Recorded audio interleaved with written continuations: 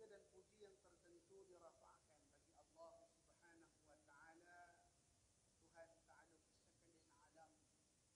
Dialah Tuhan yang layak disembah dengan sebenar-benar sembah, dan Dia jualah Tuhan yang telah menciptakan kita, yang pada asalnya daripada setitik air yang tidak berarti dinamakan Dia sebagai mani, lalu disimpan di dalam sebuah empangan yang kukuh dinamakan Dia sebagai rahim ibu.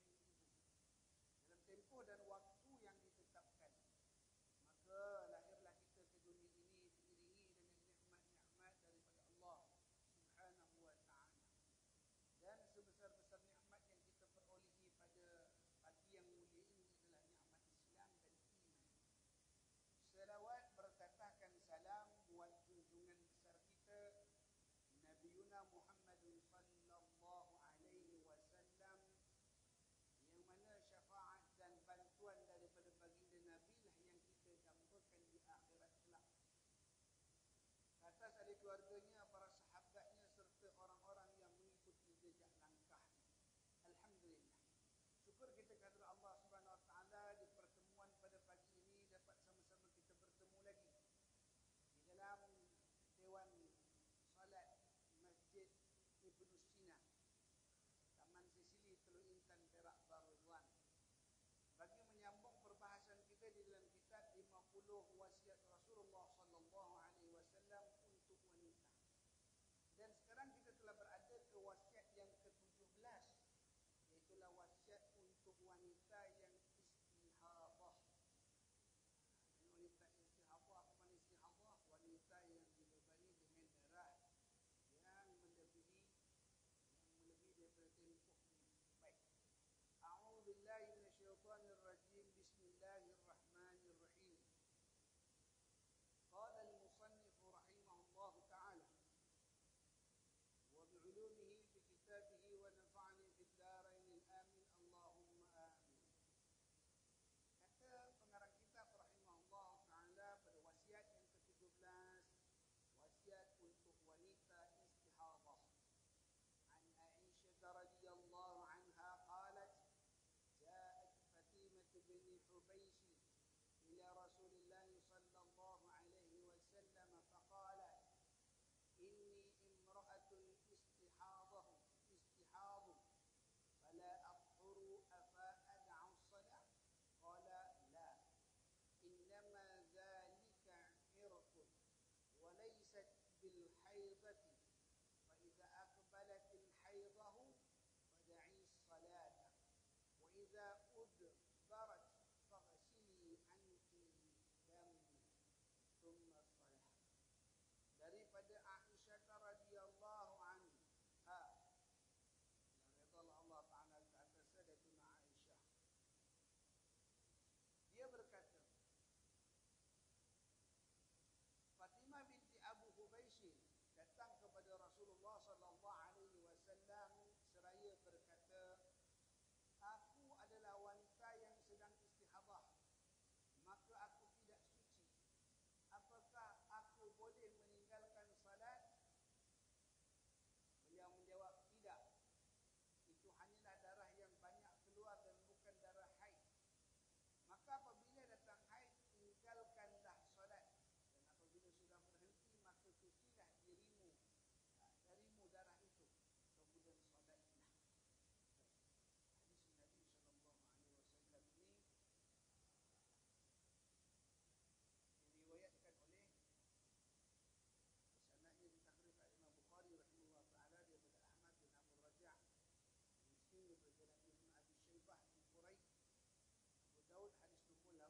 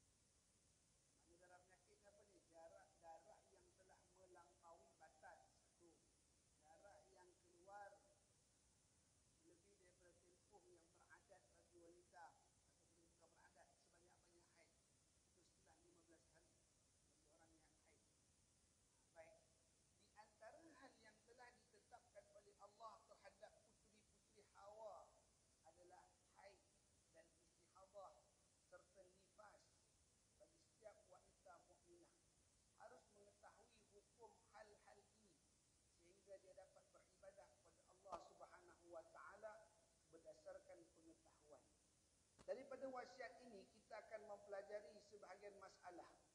Kita mulai daripada bahagian akhir perkataan beliau, maka apabila datang haid, tinggalkanlah solat. Haid adalah darah yang keluar dalam rahim, yang biasanya apabila dia di dalam tidak ada janin. Warnanya merah kehitam-hitaman dan kadang-kala baunya sangat tidak sedap. Jangka waktu yang paling sedikit adalah sehari semalam, dan yang paling lama ialah 15 hari berserta malam. Dalam berkaitannya dengan darah haid ini, wanita mempunyai 3 keadaan. Pertama, bagi permulaan, iaitu wanita yang baru pertama kali melihat darah haid dalam hidupnya. Hukumnya selagi pertama kali dia melihat darah haid yang keluar, berarti dia harus tahu bahawa dia adalah wanita haid. Maka dia harus meninggalkan solat, jima' yakni bersetubuh apabila bersuami, dan membaca Al-Quran sehingga suci, yakni bila berhentinya darah haid. Suci dapat diketahui dengan mudah, iaitu selagi vaginanya sudah kering daripada darah. Caranya, dia boleh memasukkan kapas ke vaginanya lalu mengeluarkannya sehingga dia mendapati kapas itu kering daripada tanda basahnya darah. Engkau juga boleh mengetahui setelah keluar lendir putih. Di sini perlu kami jelaskan bahawa darah haid yang pertama kadang-kadang berhenti setelah 1, 2 atau 3 hari. Apabila darah sudah berhenti, maka engkau harus mandi dan mengerjakan salat fardu yang ada pada saat itu, dan membersihkan kesan-kesan haid yang baru engkau alami. Ini cerita pasal darah perempuan. Kalau cerita pasal darah, saya sedia maklum, Ibu rahmatullah SWT pasti pernah mendengar atau pernah menduduki dalam kelas-kelas agen darah. Perempuan memiliki 3 darah utama. Apa itu darah utama? Darah pertama ialah darah haid. Yang kedua darah nifas. Yang ketiga, 3 darah utama maknanya yang pertama darah haid, yang kedua darah nifas, yang ketiga yakni bukan darah tapi satu perbuatan yang keluar daripada itu beranak. Itu bukan darah. Apa tu darah haid? Haid itu ia darah yang keluar daripada rahim seorang wanita yang telah berusia 9 tahun Hijriyah. Kalaulah darah itu keluar pada seorang kanak-kanak perempuan berusia 8 tahun 11 bulan. 8 tahun 11 bulan 29 hari. Kenapa tinggal sehari lagi nak 9 tahun? Maka apakah dikira sebagai haid bagi dirinya? Tidak kira haid. Darah itu kita panggil darah fasad. Apa tu darah fasad? Darah rosak. Darah rosak. Dia keluar belum ada nama lagi, rosak dia. Adapun darah istihadah itu darah penyakit. Darah haid pula, apa ciri-ciri darah haid? Iaitu darah yang keluar dalam tempoh 24 jam sehari semalam. Itu sekurang-kurang haid.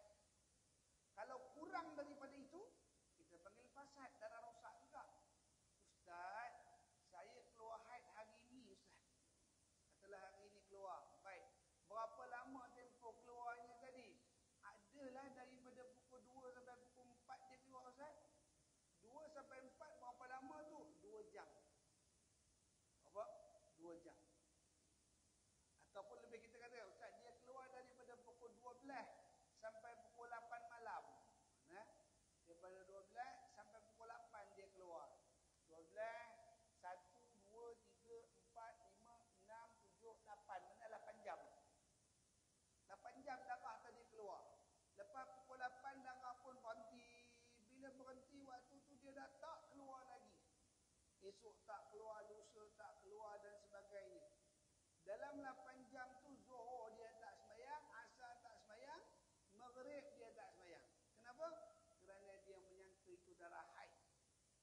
Maka pada hakikatnya adakah itu darah haid? Itu bukan darah haid. Kenapa?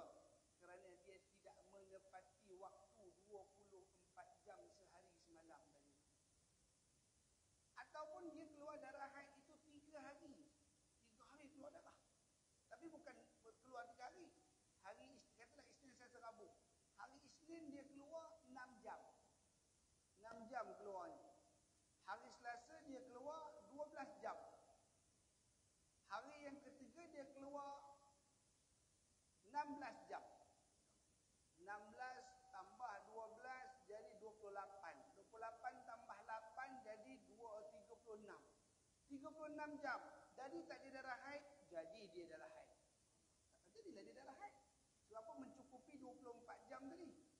Ada orang 5 hari keluar darah. 5 hari tak sembahyang.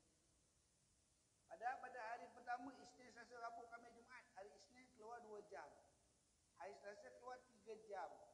Hari Rabu dia keluar setengah jam. Hari Khamis dia keluar 3 jam. Hari Jumaat dia keluar 5 jam. 5 tambah 3, 8. Tambah setengah, 8 setengah. Tambah 3, 9, 10, 11 setengah. 11 setengah tambah 2, 12, 13. 13 jam, 14 jam lah kata. 5 hari tu darahnya keluar 14 jam sahaja. Padahal 5 hari. Tetapi kadar darah keluar tadi tidak menepati 24 jam. Bukan haid. Dia bukan haid. 5 hari tu keluar darah tak cukup 24 jam. Haid dah. Tak haid lah namanya tu. Fasad panggil darah rosak. Darah tu tak menepati syarat sekurang-kurang darah 24 jam sehari semalam tu tadi. Apa makna 24 jam sehari semalam? Kalau dia tak cukup tak cukup kota 24 jam, barangkali dia keluar dalam tempoh sehari semalam. Pagi dia keluar sampai malam dia keluar. Mana mencakupi siang dan malam tadi dia dapat. Maka dapatlah haid tu tadi. Contoh kalau kita nak guna sehari semalam, tak boleh dekat Norway. Tak boleh guna dekat kutub utara, kutub selatan. Kutub selatan apa berlaku? 6 bulan siang, 6 bulan malam. Kalau nak kira siang dan malam, oh dia punya haid tu sampai 6 bulan setahunnya. Tabarakallah ta'ala tu. Tak boleh kira macam tu. Di sana guna kidah jam, 24 jam tadi. Tabarakallah ta'ala. Adapun kita di Malaysia dah tahu, sehari semalam itu ialah 24 jam. Jadi haid ni macam mana? Syarat dia mestilah 24 jam. Dia kata adalah haid dan istihadah berserta nifas. Istihadah ni darah apa? Darah penyakit. Dah lebih tempoh pun dia keluar lagi. Maknanya rahim tu sepatutnya kota darah hanya 15 hari. Tapi bekalan darah yang dihasilkan oleh dinding rahim itu tadi telah melebihi kadar waktunya. Jadi darah yang keluar itu disebabkan penyakit. Jadi darah penyakit kita panggil istihadah. Ada satu lagi darah namanya darah mutakhallil. Darah mutakhallil darah apa? Darah pening nama dia. Darah pening. Air pening keluar darah, Ustaz? Bukan. Bukan bab pening keluar darah, tak. Darah mutakhallil itu darah yang keluar. Lalu dia datang pada seorang ustaz. Assalamualaikum Ustaz atau Ustazah lah. Datang Ustaz atau Ustazah. Assalamualaikum, kata dia. Saya ada benda nak tanya lah. Tanya pasal apa? Pasal darah ni tak berhenti keluar darah ni, banyak pula keluarnya. Kata dia, Ustazah, bila keluar darahnya? Darah ni start keluar bila? Itulah masalah saya, terlupa bila keluarnya. Dia tak ingat bila keluar. Apa warna keluarnya? Alah, tak tengok pula Ustaz warnanya. Saya ni mabuk darah, kata dia. Tak boleh tengok pening katanya. Dia keluar, saya tutup dia. Minta maaf lah bahasa saya. Dia tutup dia mata, tutup bungkus ruang, kata. Tak tahu warna apa, insyaAllah. Jadi dah berapa lama keluar, kata dia. Aduh, saya tak ingat lah bila keluar, mana nak kira dia, tak ingat nak kira. Itu namanya darah mutakhallil. Apa dia? Darah pening. Siapa yang pening? Ustaz yang pening, insyaAllah. Bukan orangnya pening, Ustaz. Dah macam mana aku nak fatwakan tentang darah ni? Warna aku tak tahu, tarikh keluar tak tahu, berapa hari pun tak tahu, insyaAllah. Jangan kita kata tak ada orang macam ni. Ada orang apa ini, saudara-saudara. Dari darah yang keluar pada dia, kita nak hukum darah apa tu? Darah mutakhallil, darah pening. Pening nak menguruskan orang darah seperti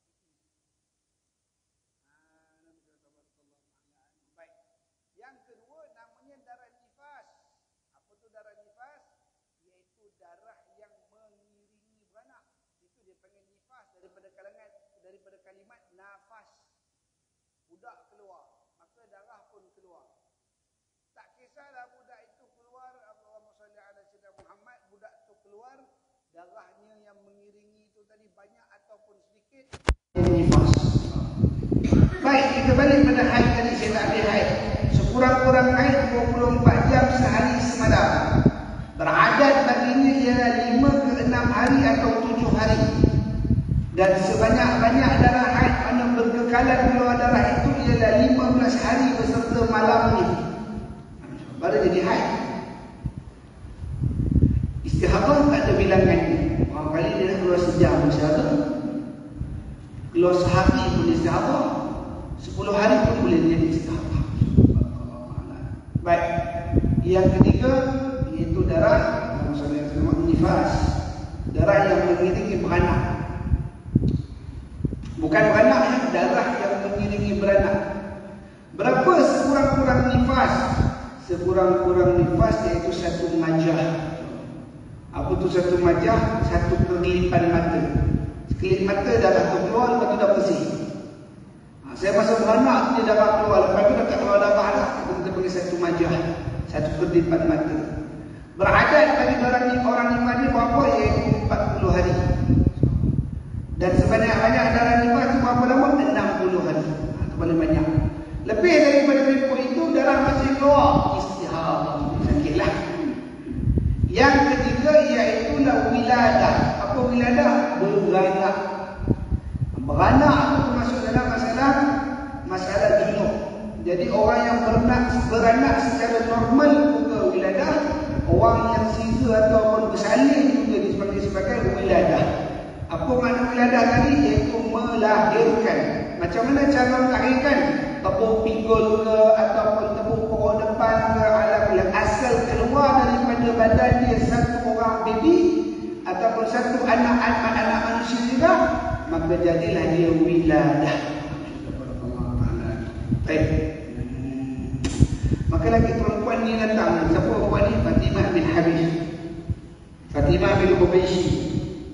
Bila Fatimah bin Hubayshi datang kepada Rasulullah, apa kata dia kepada Rasulullah? Ya Rasulullah, aku ni adalah wanita yang istihadah. Kerana ada darah, bekalan darah aku masih ada.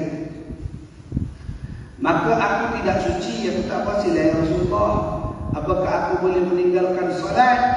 Lalu jawab Nabi SAW, tidak. Itu hanyalah darah yang banyak keluar daripada darah yang banyak keluar dan bukan darah haid, kata Nabi sallallahu alaihi wasallam. Jadi darah yang banyak keluar bukan darah haid, itu adalah istihadah namanya. Subhanallah taala. Baik.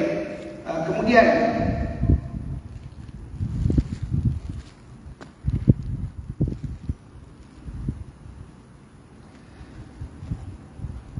mana tadi istihadah, kita bahas istihadah. Kemudian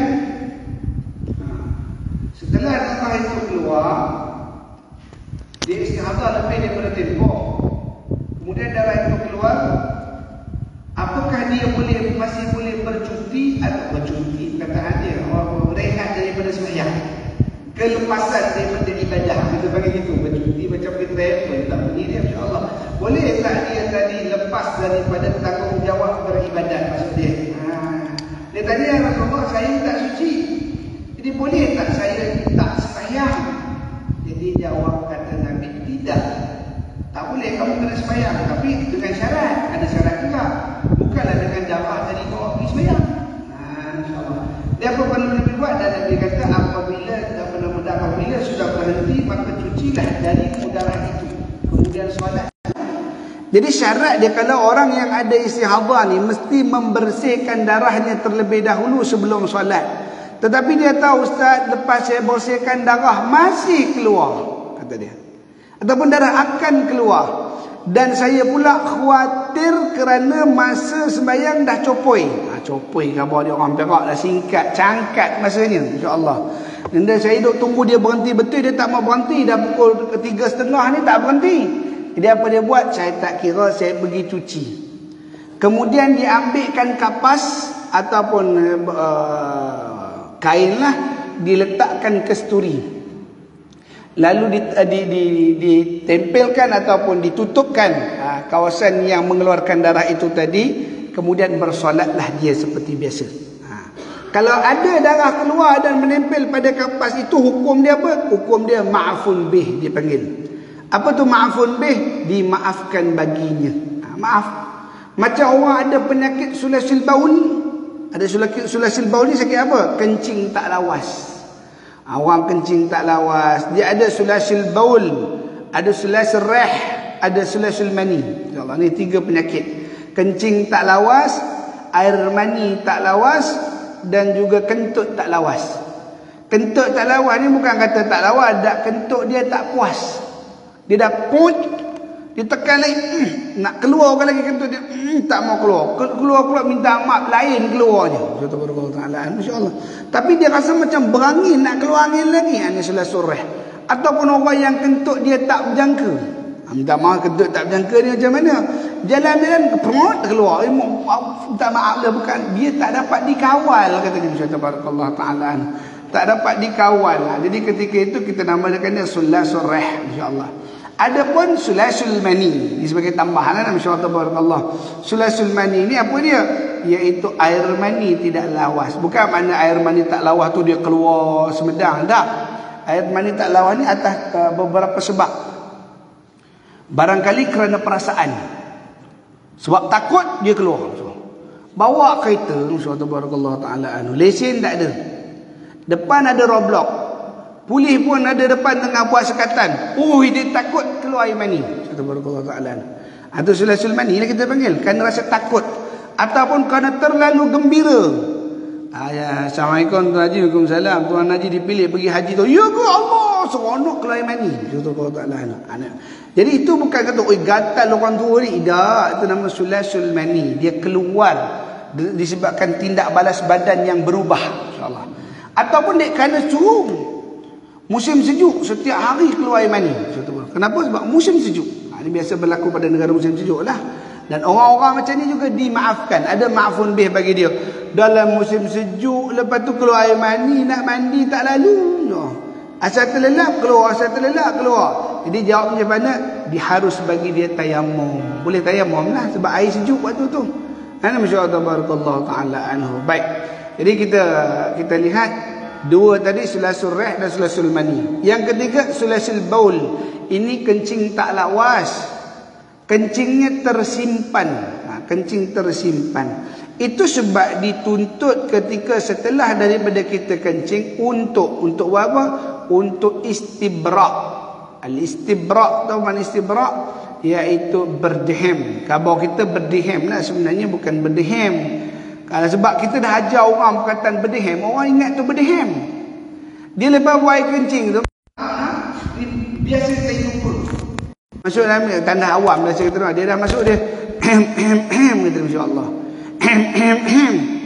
Apa dia kat sebelah ni, masya-Allah.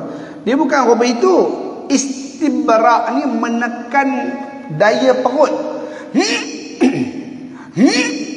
Dia nak tekan perut. Macam orang minta maaf lah sebukan saya nak bagi terang ni, pekah dia kena jelas.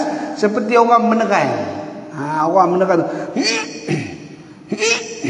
Sebab ada bunyi itu, jadi ulama mengatakan dehem. Jadi itu jangan buat tua-tua macam ni, terkeluar kejap lagi apa tak jadi hem. Subhanallah Ta'ala, masya-Allah. Itu istibrak. Istibrak nama dia, iaitu berdehem, bukan berdehem lah. Tak tahu, banyak kitab fiqh semua tulis berdehem. Ya Allah. Jadi orang faham hem tu je, masya-Allah, bukan hem tapi istibrak.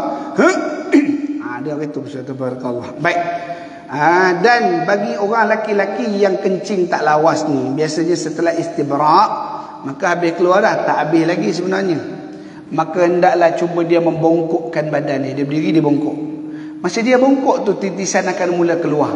Dia bukan keluar air yang banyak, dia titisan saja. Dia titik, kita lepas main tengok apa kain ni basah, insya-Allah, sikit saja. Tu kencing tak lawas nama dia. Masya-Allah. Bukan cerita ustaz, saya dah kencing ni tandas, tapi tak habis-habis. Saya berhenti, dia keluar lagi. Saya berhenti, dia keluar lagi, kata dia. Itu bukan kencing tak lawas, itu banyak minum. Dia nak buang lah, buah pinggang dah proses. Dia lain cerita dia. Baik. Itu dah cerita masuk jauh lah. Tapi dalam masalah fiqh lah, dia terkait lagi dalam isu ni sebenarnya. Baik, daripada wasiat Nabawi ini kita akan mempelajari sebahagian masalah.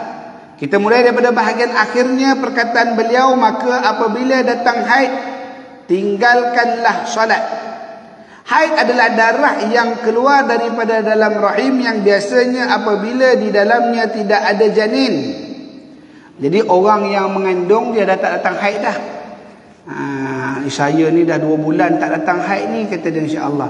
Buat check up. Bila buat check up sampai di hospital, doktor kata tahniah, anda telah hamil ataupun anda telah mengandung, kata dia, masya-Allah. Berita gembira, kata dia, masya-Allah. Jadi janin yang ada dalam rahim itu tidak akan menyebabkan haid berlaku. Kerana ada sekatanlah di situ. Yang biasanya apabila di dalamnya tidak ada janin, warnanya merah kehitam-hitaman. Ini warna haid betul, insya-Allah. Dia warna haid ni ada 4. Kita dah tahu lah warna haid ada 4. Dia ada apa? Warna hitam, warna merah, warna kuning, warna coklat. Subhanallah taala. Ini warna darah haid. Terbaliklah dia. Hitam, merah, coklat, kuning. Subhanallah taala. Ini warna darah haid. Ustaz, sekarang ni istihadah. Apa tu istihadah? Darah yang telah melebihi waktunya. Saya nak kena terang. Saya kalau buat darah ni saya nak kena lukis, barulah seronok sikit nak fahamnya. Kejap ya. Ada ke marker pennya? Ada mungkin? Ada. Baik, contoh. Mana marker pen? Kat atas jam. Oi, tahu saja dia di mana tempatnya. Ya Allah. Baik. Contohlah, kita dah tahu mesti ada satu lagi ni, warna biru. Ni hijau pun hijau lah. Baik. Tempoh darah ni sebanyak-banyaknya 15 hari. Hari pertama, kedua, 3, 4, 5. Tak nampak. Bagi hitam ni. 1, 2, 3, 4, 5, 6, 7, 8, 9, 10, 11, 12, 13, 14, 15, 16, 17, 18, 19, 20, 21, 22, 23, 24, 25, 26, 27, 28, 29, 30. Baik. Contoh. Hari pertama dia keluar darah merah. Saya tik warna merah. Nampak merah tu ya? Nampak? 1, 2, 3, 4, 5, 6, 7, 8, 9, 10. Katalah 10 hari keluar darah merah. Tiba-tiba ada 2 hari dia tak keluar darah. 2 hari. Hijau tak keluar, yang ni tak keluar. 2 hari. Kemudian pada hari ke-13, 14, 15 keluar darah hitam, hitam, hitam, hitam, hitam, hitam, hitam, hitam. Hitam, hitam. Jadi kita dah belajar dah. Darah haid iaitu sekurang-kurangnya 15 hari beserta malam. Hari pertama sampai hari ke-15. Yang tak keluar ni dia sucilah hari tu. Tapi kalau besok keluar darah lagi, jadi haid balik. Sebab dia masih lagi dalam 15 hari. Walaupun dia berselang-seli. Hari ni keluar, hari ni tak keluar. Tak keluar, tak keluar, keluar balik. Tak keluar, tak keluar, keluar, tak keluar, keluar. Dia bergilir. Tapi selama dalam 15 hari ni, kalau ada darah keluar, itu haid belaka. Ni kita dah tahu. Tapi isu sekarang dia lebih pelik. Sebab kita nak cerita istihadah ni. 1 sampai 15, kita dah maklum. Ustaz dah ajar 1 sampai 15, haid. Keluarlah darah warna hitam tu. Darah hitam mula 13 hari bulan. Sebelum ni merah. Jadi 16, 17, 18, 19, 20, 21, 22. Berapa hari ni? 1, 2, 3, 4, 5, 6, 7. 7. Baik, dalam 7 hari ni apa nama dia? Istihadah, Ustaz. Nah, ini kita dah belajar. Hak ni yang 16 sampai 22 istihadah daripada bilangan. Istihadah dari bilangan. Tapi daripada hukum tidak. Kalau daripada hukum bermula haid dia adalah 13 hari bulan. Hari pertama, kedua, ketiga, 4, 5, 6, 7, 8, 9, 10 hari ni adalah haid bagi diri dia. Katalah waktu ni tak keluar. 10, 11, 12, 13, 14, 15.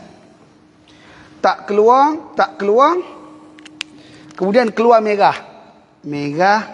3 hari merah. Jadi mana satu istihadah, Ustaz? Dia keluar ni sampai 27 hari keluar darah ni. Mana satu istihadah dia? Jadi kita pun kata, daripada 16 hari bulan sehingga 22 hari bulan, itu adalah istihadah. 25, 26, 27 pun istihadah. Sebab kita dah kira 1 hari bulan sampai 15 ni kita tak sembahyang. Kita kata gitu. Hakikat sebenarnya, haid dia bermula 13 hari bulan. 13 hari bulan ni baru haid. Kenapa 13 hari bulan jadi haid? Sebab dalam hukum haid, iaitu warna darah menang. Warna hitam mengalahkan warna merah. Jadi hitam telah keluar, maka hitam itulah ada haid ni, insyaAllah. Jadi dia keluar pula berlanjutan sampai 10 hari.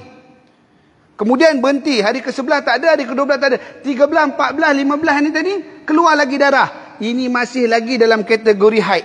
Sebab dia masih dalam 15 hari bermula di sini. Yang atas ni tadi apa, Ustaz? Istihadah mendahului haid. Ni semua jadi istihadah. Dia apa kena buat kat sini? Dia kena ganti balik semayang dia. Sebab sini yang tak perlu semayang, sini kena qada balik semayang. Dia punya kaedah istihadah. Jadi ini istihadatul awal. Dia panggil istihadah yang datang awal. Ada istihadah, biasa kita dengar istihadah datang ujung. Dah habis tempoh, keluar lagi darah. Itu istihadah lah kata kita. Tapi ni sekarang orang ni mengalami istihadah datang dulu baru haid kemudian. Maksud sebab apa? Sebab warna hitam telah mengalahkan warna merah. Itu kaedah dia. Sila. Okey ni. Okey baik ni.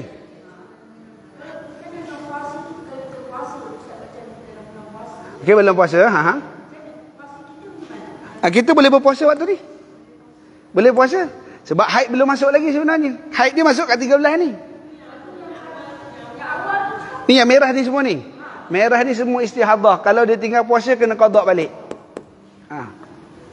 Tu dia. Jadi dia macam itulah kisah dia. Serupa macam nifas. Ada orang dia datang nifas cuma seminggu. Lepas beranak tu darah keluar seminggu saja. Tapi dia tak sembahyang 40 hari. Kata orang pantang. Nak pergi sembahyang. Ui, jangan kamu uri berat lagi. Kata dia kamu sembahyangkan bentan katanya. Masya Allah barakallahu ta'alaan. Jadi dia tak sembahyang 40 hari kata dia. Masya Allah. Jadi sebenarnya wajib qada lah. Ustaz tak tahu. Saya ingatkan beranak tu 40 hari cutinya. Anak berapa? Udah 8. Allah. Anak 8 kalau satu hari tu satu kali beranak dia tinggal 33 hari. Nak kali dengan 8 berapa banyak dia nak qada sembahyang. Itu sebab kadang-kadang pengetahuan tentang darah. Darah dia bukan sekadar cerita bilangan hari, tapi dia menang pada warna. Katalah kalau yang keluar itu darah merah. Merah katalah 15 hari ni dah 1 2 3 4 5 6 7 8 9 10. 10 hari ni darah merah. Kemudian cuti. Kita tukar. Hitam ni ialah darah berwarna kuning atau warna coklat. Darah tu coklat. Dia pudar sikit. Maka 13, 14, 15 ini masih lagi haid. Dia masih daripada nombor 1 sampai 15 haid. Adapun yang kuning atau coklat yang lain ni, ini semua baru namanya istihadah. Sebab apa? Sebab dia telah bertukar warna lebih rendah. Tapi kalau warna lebih pekat, itu adalah haid. Dia panggil kaedah warna. Jelas Allah Ustaz, kami udah tak ada pun baru saya cerita kamu macam mana Ustaz tabarakallah taala ni. Masalah haid ni memang panjang. Masalah haid dia agak panjang. Dia bukan sekadar kita tahu 1 hari 24 jam ke 7 hari ke ataupun 15 hari tak. Sebab dia orang biasa guna panduan hari saja. Jarang diperingatkan tentang panduan warna. Panduan warna juga memainkan peranan dalam menentukan darah itu tadi. Baik, insya-Allah. Jadi kenapa saya cerita masalah haid ni? Sebab hadis kata, maka apabila datang haid, tinggalkanlah solat. Yang mana kita nak tinggalkan solat ni? Maksud tinggal solat situ, kamu tak perlu solat dan tak perlu ganti solat. Tadi masa 1 sampai 10, kita dah tinggalkan solat dah. 1 sampai 15, kita dah tinggalkan solat. Kecuali pada 11 dengan 12 je. Kita bersih, kita semayang. InsyaAllah. Maka ketika itu apa berlaku? Setelah daripada 15, 16, 17, 18 keluar darah hitam semua. Jadi dia kena hukum 1 sampai 15 iaitu 27 hari bulan itu haid belaka. Itu haid belaka. Jadi 1 sampai 10 tadi diwajibkan qada sembahyang. Kena ganti balik sembahyang dia lah. Sebab itu hukum dia hukum istihadah. Hukum istihadah. Baik. Itu dia kata warnanya merah kehitam-hitaman. Itu maknanya haid yang asal. Haid yang asal. Haid asal dia itu merah kehitam-hitaman. Yang mana kadang-kadang baunya sangat tidak sedap. Bukan sedap untuk makan, mana tidak nyaman. Jadi ingatkan sedap makan pula situ. Sedap tidak nyaman dia panggil gitu. Jangka waktunya paling sedikit adalah sehari semalam dan paling lama ialah 15 hari. Ini yang orang biasa guna panduan ni. InsyaAllah. Tapi sebelum dia nak cerita 15 hari dan juga sehari semalam tu, dia cerita warna dulu. Itu sebab warna lebih menang. Sebenarnya warna lebih menang berbanding hari itu tadi. Hari itu panduan, jadual, schedule dia. Tapi siapakah yang berhak mendapat nama haid itu ialah bergantung pada warnanya. Itu dipanggil gitu. Dalam berkaitan dengan darah haid ini, wanita mempunyai 3 keadaan. Tadi kita dah baca. Yang pertama iaitu wanita yang baru pertama kali melihat darah haid. Siapa dia? Iaitu kanak-kanak yang berusia 9 tahun dan ke atas. Bermula haid seorang perempuan setelah berusia 9 tahun dan ke atas. Kalau kurang umur 7 tahun dah keluar haid, atau umur 8 tahun setengah dah keluar haid, itu kita panggil fasad, darah rosak. Fasad mana rosak? Darah rosak. Hukumnya ialah selagi pertama kali dia melihat darah haid yang keluar, bererti dia harus tahu bahawa dia adalah imra'atul muhaid, iaitu perempuan yang datang haid. Wanita ada haid. Ada tak wanita yang tak ada haid? Ada. Antara wanita yang tidak ada haid iaitulah Sayyidatuna Fatimah Zahra Al-Batul, anak Rasulullah. Beliau tak ada haid. Jadi dia dapat berkhidmat dengan suaminya selama hidup dia. Masya-Allah. Salah satu sirah menyatakan seperti itu. Maka dia harus meninggalkan solat. Tak boleh dia solat. Hubungan dengan Allah Ta'ala tak bolehlah ketika itu. Hubungan erti kata apa? Hubungan kewajipan dengan mengerjakan solat. Dan segala nilai ibadah yang lain seperti tawaf, sa'i, ini tak bolehlah dia buat. Jima' iaitu bersetubuh. Bagi mana-mana perempuan yang didatangkan oleh Allah ujian darah haid, atau orang kita panggil datang bulan, suami mendatangi dia boleh? Boleh. Dengan syarat selama mana dia belum meletakkan hasyafahnya ke dalam faraj itu perempuan. Dia boleh saja bercumbu-cumbuan dengan isteri tadi ataupun merapatkan badan ala kulli hal, ini sedia maklum. Cuma apabila dia memasukkan hasyafahnya iaitu alat kelamin laki-laki ke dalam alat kelamin perempuan, maka bagi laki-laki tadi ada kafarahnya. Kafarah menyetubuhi isteri yang sedang haid, iaitu didenda sebanyak setengah dinar emas. Jadi setengah dinar sekarang banyak juga, jangan buat main, insya-Allah. 1 dinar 1,600. Kalau setengah dinar 800, insya-Allah. 800 ringgit perlu keluar sebagai samannya. Kena saman pula, insya-Allah. Apa yang perlu dibuat dengan 800 ringgit tadi? iaitu diadakan makan untuk fakir miskin. Itu kafarah dia. Dia kena bagi makan fakir miskin. Tiba-tiba buat kenduri.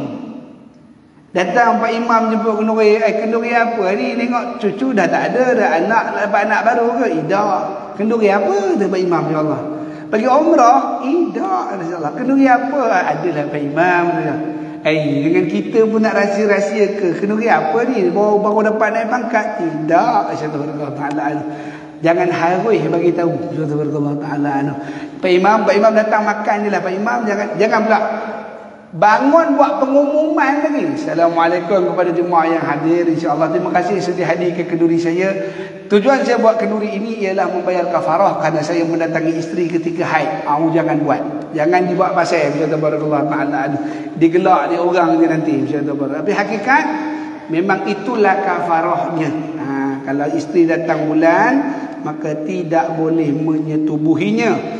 Jadi kena denda sebanyak 1/2 dinar bayarannya. Baik. Jadi dia kata apa? Dan tidak boleh dia bersetubuh dikala isterinya sedang datang bulan. Apabila suaminya dengan jima' bersetubuh. Kenapa apabila pula? Tak sesuai ya apabila ni. Dia kata apa? Maka dia harus meninggalkan solat jima' yang ni bersetubuh apabila bersuami. Betul lah, apabila bersuami bagi wanita yang ada suami. Dan membaca Al-Quran tak boleh. Orang haid ni jangan kata baca Quran. Membaca Quran tidak boleh, memegang Quran tidak boleh, menanggung Quran tak boleh. Apa makna menanggung Quran? Dia bawa beg tangan, kebetulan besar begnya. Hajar baru balik. Bagi kejap. Kata dia, ngapa? Aduh, banyak barang. Tumpang Quran dalam beg boleh tak? InsyaAllah. Jadi tak boleh pada orang yang haid untuk menerima tanggungan Al-Quran. Pun tak boleh. Tabarakallah. Wahamluhu, dia kata wahamluhu, dan tidak boleh menanggungnya. Maka, sambungan dia lagi, dan tidak boleh dia melakukan perkara itu hingga dia suci. Bahkan tidak boleh dia masuk ke dalam masjid. Kalau ikut dalam hukum, dia tak boleh masuk masjid berhenti. Dia masuk masjid, dia berhenti dalam masjid. Cantiknya masjid ni, kata dia, Masya Allah. Jadi baru-baru ni saya ada, bukan baru dalam 10 tahun ke belakang lah, ada kita dengar satu ustaz kata, orang haid boleh duduk dalam masjid. Apa masalahnya? Masya-Allah. Dia minta maaf lah, saya mengulangi cakap dia saja, bukanlah kata saya tak. Orang perempuan yang haid boleh datang masjid selama mana dia pakai peti liner, kata Masya-Allah. Dia pakai lampin tadi, bolehlah. Darah tak menitik, kata Masya-Allah. Dulu ulama kata orang perempuan datang haid ni tak boleh masuk masjid kerana dia khawatiri menitik darahnya. Kita bukan cerita masalah menitik. Ini cerita masalah kesucian rumah ibadat. Allah. Kesucian rumah ibadat maknanya kita tidak dalam keadaan suci. Bukanlah kita kata kita bawa kekotoran dah. Makna kelayakan kita untuk berada di tempat suci ketika itu tergugur seketika. Gugur seketika. Jadi itu sebab orang-orang dulu-dulu dia tahu dia tak boleh masuk masjid, tapi kita ni jenis rajin nak mengaji, jenis rajin nak berzikir sama ramai. Jadi mereka buatkan surau. Jadi hukum masuk surau bagi perempuan yang haid ada masalah? Tak ada. Kerana memang itu tempat pada asalnya mereka adakan perkumpulan. Musyawarah as-surawah, surau kita panggil kataan dia. Jadi orang berkumpul. Jadi masalah tak jadi masalah.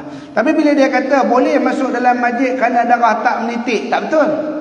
Kenapa? Isu dia bukan menitik, isunya ialah kesucian dan kehormatan rumah ibadat tu saja.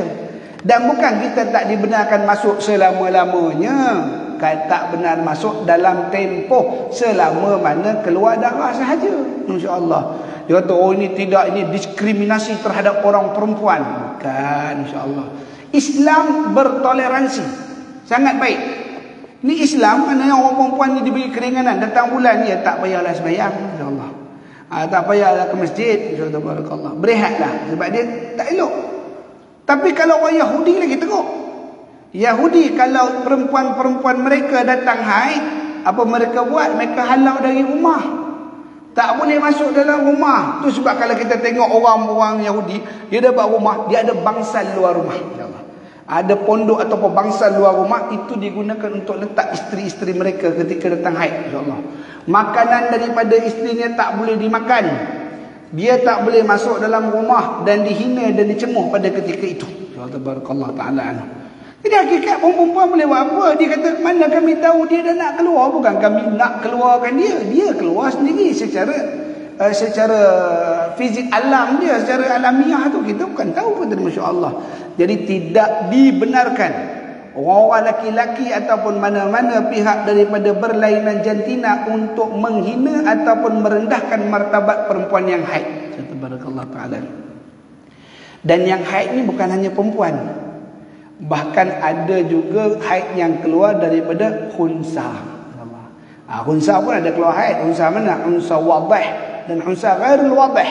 Dua-dua boleh keluar haid. Kalau mereka itu mampu kepada yang demikian rupa itu. Baik. Jadi dia tak bolehlah buat ibadat, tak boleh nak semayang, tak boleh nak itu, tak boleh ini selama mana dia masih lagi dalam keadaan darah haid. Tapi bukanlah mereka tu jijik ataupun haram. Kalau dia masak, kita boleh makan. Kalau dia tidur, boleh bagi sebelah. Tak ada masalah. Tabarakallah ta'ala. Dan cerita begitu. Ni kita tak minta maaf, sejumut ataupun sekolot pemikiran mereka-mereka yang merendahkan. Baik. Jadi nanti dia boleh buat balik. Ustaz semayang, boleh tak dia berhubung badan dengan suami dia? Boleh ke dia baca Quran? Boleh. Setelah dia suci. Setelah dia suci, bukan telah berhenti. Ada orang ingat, oh dia dah berhenti haid dah boleh lah. Tak, setelah dia suci. Apa mana suci? Setelah mandi junub. InsyaAllah. Dan sucinya dapat diketahui dengan mudah, iaitu selagi vaginanya sudah kering daripada darah. Caranya dia boleh memasukkan kapas ke vaginanya untuk mengeluarkannya, sehingga dia mendapati kapas itu kering daripada tanda basahan darah. Kalau dia basah lembab kerana lendir, itu tak menjadi masalah. Dia cerita ada lagi tak bekas darah? Tak ada. Maka sucilah dia dan dituntut atasnya untuk mandi, insya-Allah. Untuk mandi. Baik. Engkau juga boleh mengetahui setelah keluar lendir putih. Jadi kalau dia lendir atau dia putih, putih ni bukan mana keputihan, tak mana jernih. Dia keluar begitu, maka dia dah bersih daripada darah haid. Di sini perlu kami jelaskan bahawa darah haid yang pertama kadang-kadang berhenti setelah 1, 2 atau 3 hari. Apabila darah sudah berhenti, maka engkau harus mandi.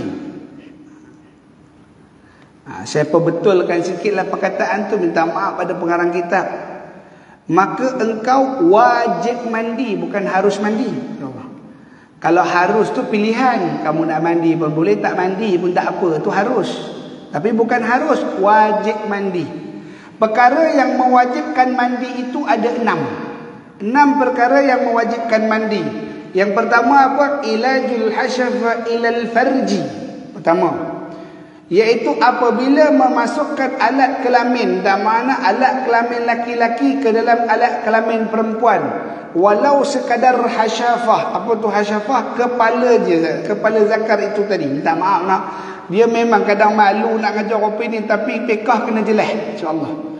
Ustaz, sebab dia akan keluar soalan, Ustaz, saya satu hari tu adalah merancang dengan suami, kami sama-sama baru nak bersama. Setelah suami memasukkannya, tiba-tiba ada orang datang rumah. Assalamualaikum, insya-Allah. Mak mentua saya pun datang, kata dia, masya-Allah. Udah kami tak jadi, kata masya-Allah. Udah kami tak jadi, pakailah baju balik. Kami kena mandi wajib ke Ustaz? Dia soalan, kena mandi wajib ke? Padahal dia baru nak mula, kata dia, masya-Allah. Tapi udah masuk. Udah, kata dia, masya-Allah.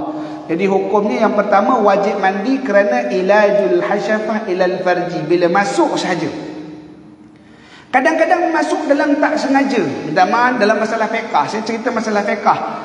Benda nadir, apa tu benda nadir? Benda ni tak berlaku, tetapi kalau berlaku, apa hukum dia? Contoh, macam seorang laki-laki dia berjalan ke dalam hutan. Ketika dia jalan dalam hutan, hutan pun mulai mulai mendung dan hujan pun turun. Dia berlari cari tempat perlindungan. Dia mendapati ada satu gua dan dia masuk ke dalam gua tersebut untuk berlindung. Bila dia masuk dalam gua, dia berlindung, dia berasa dalam gua tu hangat sangat dan juga berlendir. Apa gua ni hangat berlendir pula ni, masya-Allah tabarakallah taala. Lalu dia pun keluar daripada gua tadi. Dia dongak tengok puncak gua, rupa-rupanya yang dia masuk itu, minta maaf, dalam faras seekor gegasi betina. Dia masuk dalam faras seekor gegasi betina. Padahal dia masuk ni.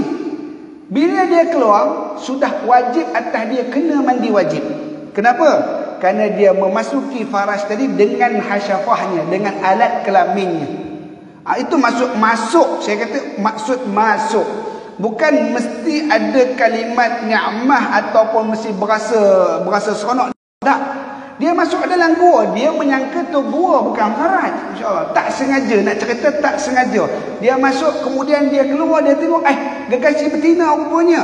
Maka dah wajib mandi atas dia. Kenapa? Kerana alat kelaminnya telah memasuki alat kelamin jantina yang lainnya. Masya-Allah tabarakallah taala. Pertama. Yang kedua, sebab apa? Keluar tadaffa'ul mani, kena keluar air mani. Bagi orang yang tidur, dia kata saya tak berjimat, saya tidur mimpi ke tahu air mani, kata masya-Allah, wajib juga mandi. Yang ketiga siapa? Orang yang suci daripada haid. Bila dia dah bersih daripada haid, kena mandi. Yang keempat, siapa dia? Orang yang suci daripada nifas, kena mandi. Yang kelima, siapa dia? Orang yang lepas dari beranak. Lepas beranak dia kena mandi. Yang keenam, siapa dia? Orang mati. Orang mati pun kena mandikan. Ustaz, minta maaf sikit Ustaz nak cerita, bukan masalah apa. Ni cerita mandi mayat. Ini saya nak tanya Ustaz, mayat ni sebenarnya dia ni dengan saya malam tadi, insya-Allah. Si mati ni dengan saya malam tadi, kami sama-sama karaoke, insya-Allah. Tengah karaoke dia bercerita dengan saya. Masa saya ajak dia keluar tu dia tak mandi wajib lagi, insya-Allah. Jadi masa balik tu kami aksiden, dia mati. Matinya tak mandi wajib lagi Ustaz. Kita nak mandi wajib dulu baru mandi mayat ke macam mana? InsyaAllah. Isu nak mandikan mandi wajib dulu, lepas tu kedua baru mandi mayat. Tidak. Maka hukum dia ialah mandi mayat saja. Mandi mayat tadi telah merangkumi segala mandi yang lain. Seperti suami isteri yang melakukan hubungan badan berkali-kali. Kali pertama tak mandi, kemudian kedua tak mandi, kali ketiga tak mandi.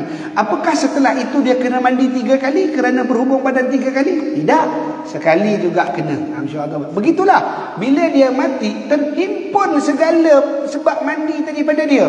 Dia melakukan hubungan badan, dia tak mandi lagi, kemudian dia keluar air mani, kemudian dia mati. Adakah 3 kali mandi? Tidak, sekali mandi juga. Tak perlu sampai 3 kali. Jadi mandi jenazah ataupun mandi mayat tadi telah merangkumi sekalian mandi yang lain. Katalah dia meninggal ketika itu dia sedang haid, tapi bila dia mati nak mandikan junub dulu baru mandi mayat ke bagaimana? Kata dia tidak. Maka hukumnya mandi mayat juga telah merangkumi, telah mencukupkan mandi debat haid itu tadi. Masya-Allah. Jadi kita pun tahu dah, apabila darah sudah berhenti, maka engkau dobit sikit kat situ ataupun notkan ke situ sikit, nombor 1 tulis dia, bukanlah harus tapi wajib mandi. Maka engkau wajib mandi dan mengerjakan solat fardu yang ada pada saat itu, dan membersihkan kesan-kesan haid yang baru engkau alami. Membersihkan kesan haid tu masa mandilah, bukan masa tengah semayang. Sebab perkataan tu dekat bawah, nanti orang ingat, kena semayang dulu, lepas semayang baru bersihkan ke? Tak. Mana sebelum daripada kita bersembahyang, waktu itu kita bersihkan. Wallahu a'lamu bisawab. Ini cerita orang yang mustahid. Siapa tu mustahid? Iaitu orang yang pertama kali datang haid. Nanti sila akan datang, kita akan sambung lagi al-mu'tadah. Al-mu'tadah ni orang yang datang haid tepat. Setiap bulannya 7 hari bulan mesti haid. Katanya haid datang pancual. Kita panggil pancual haidnya. Dan juga kita akan bincangkan orang yang al-mustahadah, orang yang kedatangan darah istihadah. Ini pada siri yang akan datang insya-Allah. Tabarakallahu ta'ala. Baik, sebelum saya tangguhkan pengajian kita pada pagi mulia ini, saya buka ruang soalan kalau ada yang bertanya. Boleh tafaddal ma'jura.